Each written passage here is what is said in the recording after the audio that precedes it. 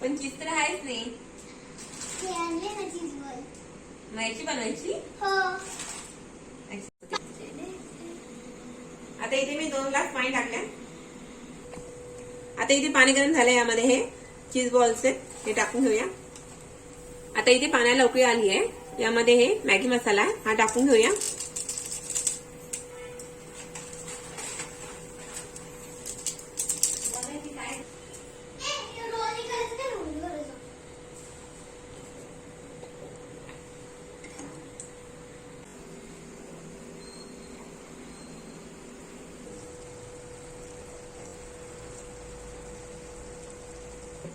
आता इथे मॅगी झाली आहे, तिला आता आपण काढून घेऊया.